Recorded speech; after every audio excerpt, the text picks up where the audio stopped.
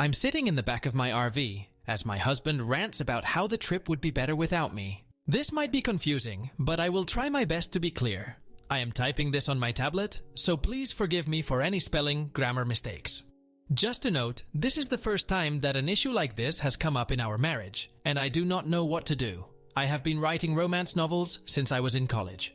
I was a relatively successful author, and I have made a living off selling my novels ever since. I do not make a lot of money, but I do bring home $40,000 a year in book sales. This allows me to stay at home during the day so I can write and also make crafts to sell in my Etsy shop.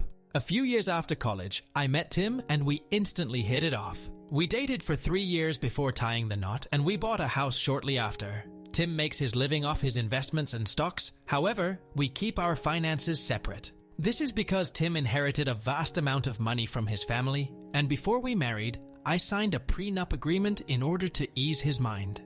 We both contribute an equal share to the joint bank account for bills, then we use the remainder of our money for ourselves. About a year ago, I landed a contract to write part of a romance series.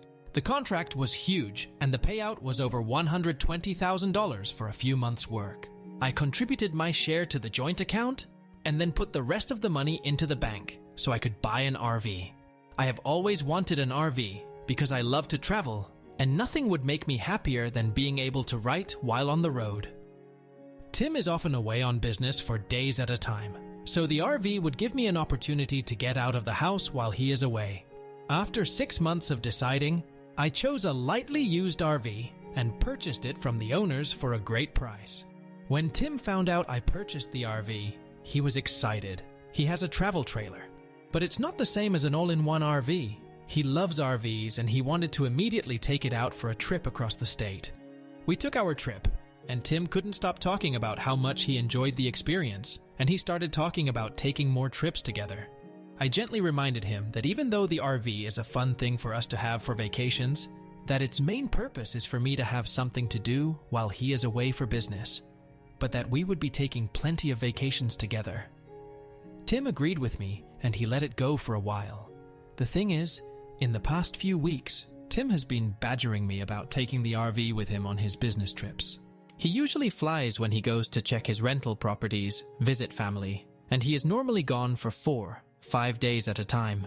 We got into an argument because he had to evict a tenant, and he wanted to drive the RV across the state in order to do so.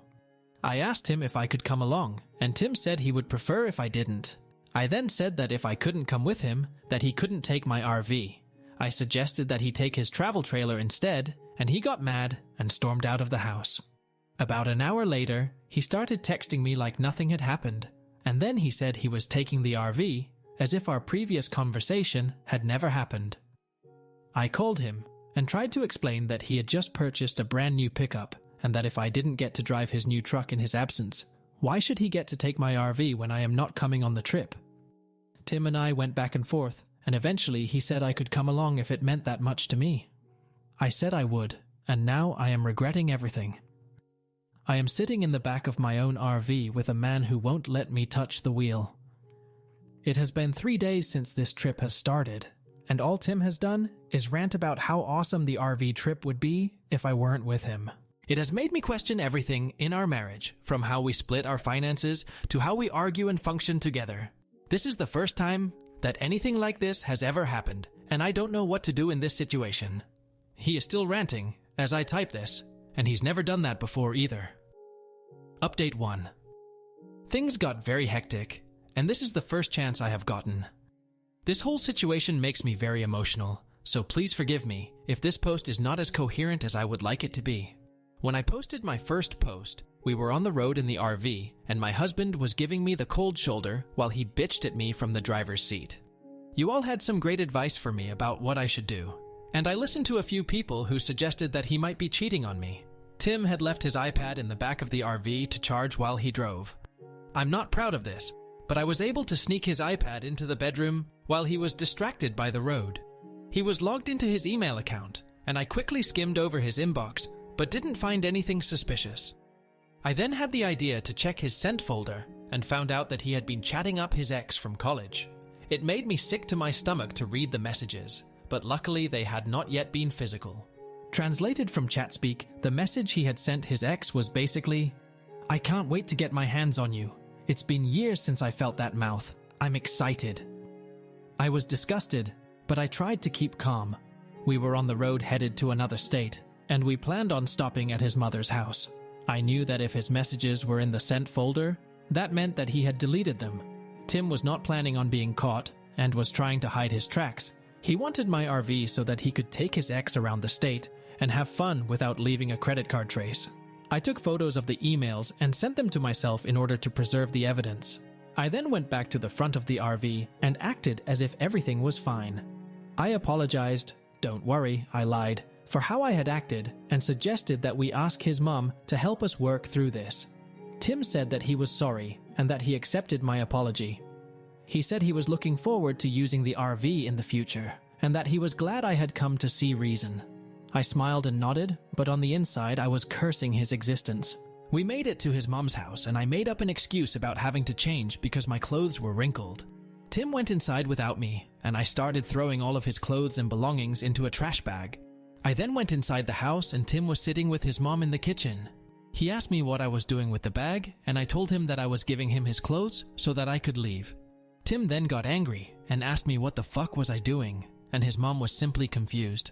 She asked me what was going on and I told her, "I'm not sure myself. I'm waiting for Tim to explain why he was planning to cheat on me with his ex." Tim's mom then started to cry and yell at Tim while he tried to calm her down. I know Reddit does not have a lot of love for religion, but Tim's mother is a fundamentalist. She had loved me from the minute Tim introduced me to her, and it would be an understatement to say that she was very upset with her adulterous son. Tim never tried to apologize to me. Instead, he chased after his mother saying he was sorry to her. This made her cry harder, because she knew that he wasn't even trying to make amends with me, he was just apologizing to her. She hugged me and told me to just go home, and she would handle her son. I thanked her and took the RV keys from Tim. This ended up being a minor wrestling match, and left. I drove home crying, but at least I got rid of my asshole ex-husband. Tim called me the next day and begged me to come back to him. He said it was all a mistake, that he was sorry. I asked him why he didn't apologize at his mother's house, why he didn't say he was sorry when I was handing him his bag. I told him that he didn't care about cheating on me, that all he cared about was how bad it made him look to his family. He tried to explain himself, but I cut him off and hung up. I blocked him on all social media and haven't heard anything since. I have gotten a lawyer and have already started the divorce process.